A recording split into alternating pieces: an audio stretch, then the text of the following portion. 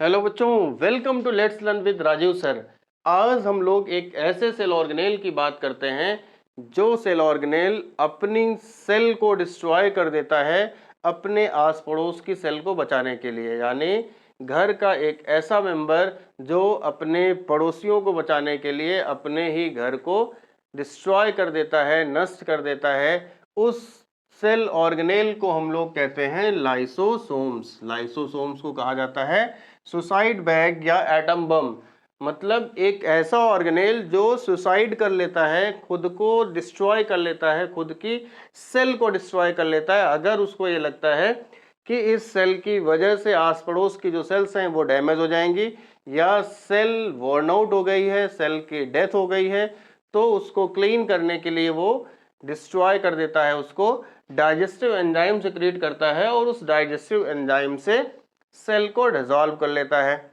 अब इस cell organelle के बारे में हम लोगों ने थोड़ा सा चर्चा लास्ट लेक्चर में की थी जब एंडोमेम्ब्रेन सिस्टम पढ़ रहे थे। तो एंडोमेम्ब्रेन सिस्टम में हम लोगों ने एंडोप्लाज्मिक रेटिकुलम पढ़ा था और एंडोप्लाज्मिक रेटिकुलम से बना था गोल्गी अपरेटस। तो गोल्गी अपरेटस से ही बनता है लाइसोसोम्स। गोल्गी अपरेटस में दो चीजें सिस्टर्नी और वेसिकल्स पाए जाते हैं। तो ऐसे वेसिकल जिनके अंदर डाइजेस्टिव एंजाइम्स भरा हो, हाइड्रोलाइटिक एंजाइम भरा हो, उन एंजाइम कंटेनिंग वेसिकल्स को ही हम लोग कहते हैं लाइसोसोम्स। तो लाइसोसोम्स की डिस्कवरी की अगर हम लोग बात करें तो 1958 में, कब? 1958 में एक साइंटिस्ट थे क्रिश्चियन डी दवे। तो उन्होंने सबसे पहले लाइसोसोम्स को देखा था एनिमल सेल्स में। तो अगर हम लोग एनिमल सेल की बात करें तो ह्यूमन आरबीसी को छोड़ करके, यानी जो मैमल्स की मैच्योर आरबीसी होती है उसको छोड़ करके बाकी जितनी भी एनिमल सेल्स होती हैं सभी में ये लाइसोसोम्स प्रेजेंट होता है। और ये पहले माना गया था कि ये एब्सेंट इन प्लांट सेल, यानी लाइसोसोम्स प्लांट सेल में एब्सेंट होता है।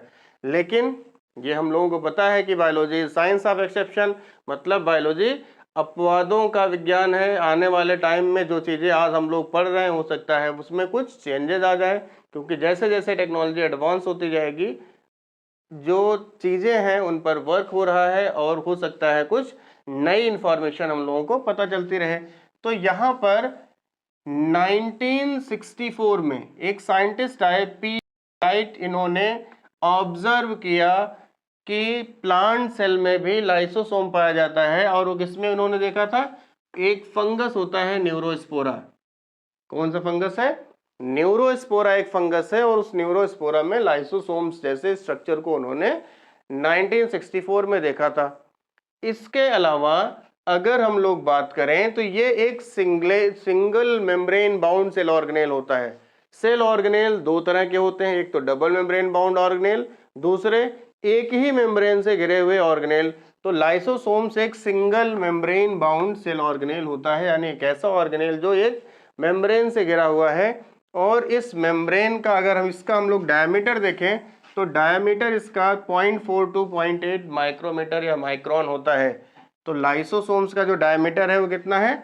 0.4 टू 0.8 माइक्रोन इसका डायमीटर होता है। अब इसके अंदर लगभग 60 से ज्यादा, मोर देन 60 हाइड्रोलाइटिक एंजाइम्स पाए जाते हैं, जिनमें कुछ एंजाइम्स हैं जैसे न्यूक्लियेजेस है, ये डाइजेस्ट करेगा न्यूक्लियोटाइड न्यूक्लियोसाइड को। फॉस्फेटेजेस है जो फॉस्फेट को डाइजेस्ट करता है। प्रोटीएजेज है प्रोटीन को डाइजेस्ट करने वाला एंजाइम। लाइपेजेस है फैट को डाइजेस्ट करने वाला एंजाइम। ग्लाइकोसाइडेजेस है जो ग्लूकोज को डाइजेस्ट करने वाला एंजाइम है। तो इस तरह से इसमें बहुत सारे डाइजेस्टिव एंजाइम्स पाए जाते हैं।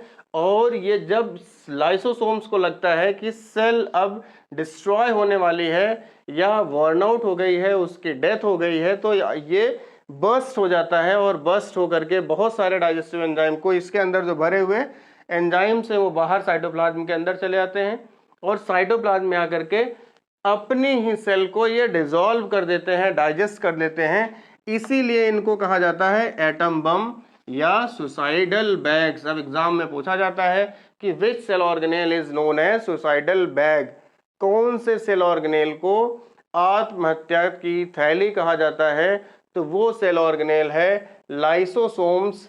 लाइसोसोम को आत्महत्या की थैली कहा जाता है। अब क्यों कहा जाता है ये क्लियर हो गया, क्योंकि ये अपनी सेल को डिसॉल्व कर देता है जब वो इन्फेक्टेड सेल हो जाए या फिर उसके डेथ हो जाए, सेल डैमेज हो जाए, तो ये बर्स्ट होता है और बर्स्ट होकर के हाइड्रोलिटिक एंजाइम यानी ऐसे एंजाइम जो डाइजेशन को करते हैं, डाइजेस्ट करते हैं, जैसे न्यूक्लियसेस, फॉस्फेटेजेज हैं, प्रोटीएजेज है, लाइपेजेज है, इसी तरह से और भी बहुत सारे एंजाइम्स होते हैं और वो एंजाइम एक साथ सेक्रेट होंगे और अपनी ही सेल को डाइजेस्ट कर देंगे। तो इससे बनने वाला जो क्वेश्चन है उसको अगर हम लोग देखें तो सबसे पहले तो सुसाइडल बैग किसको कहा जाता है, कॉम्पिटिटिव एग्जाम में भी पूछा जाता है और आपके जो एग्जाम्स होते हैं उनमें पूछा जाता है कि लाइसोसोम्स को सुसाइडल बैग क्यों कहा जाता है, क्योंकि इसमें हाइड्रोलिटिक एंजाइम्स होते हैं। ठीक है, तो यहां पर क्या होगा, किसने डिस्कवर किया था, क्रिश्चियन डी दवे ने, कब, 1958 में। इसके लिए इनको 1974 का नोबेल प्राइज मिला था। दवे को 1974 का नोबेल प्राइज लाइसोसोम्स की डिस्कवरी के लिए मिला था। न्यूरोस्पोरा फंगस में 1964 में मेटाइल ने फिर से ऑब्जर्व किया, इसको देखा था। अभी तो माना जाता था कि प्लांट सेल में एब्सेंट होता है, लेकिन न्यूरोस्पोरा फंगस में इसको देखा गया था 1964 में। और लाइसोसोम्स जो है अपने आसपास की सेल को बचाने के लिए ये खुद को डिस्ट्रॉय कर देता है, खुद की सेल को डिस्ट्रॉय कर देता है, इसीलिए इसको सुसाइडल बैग्स कहा जाता है। तो ये है एक ऐसा ऑर्गेनेल जो अपने आस पड़ोस की सेल को बचाने के लिए खुद की सेल को डिस्ट्रॉय कर दे रहा है। अब इसके जो बाकी ऑर्गेनेल्स हैं, सेल के जो ऑर्गेनेल्स हैं, उनके बारे में हम लोग पढ़ेंगे नेक्स्ट लेक्चर में। तब तक पढ़ते रहिए और खुश रहिए।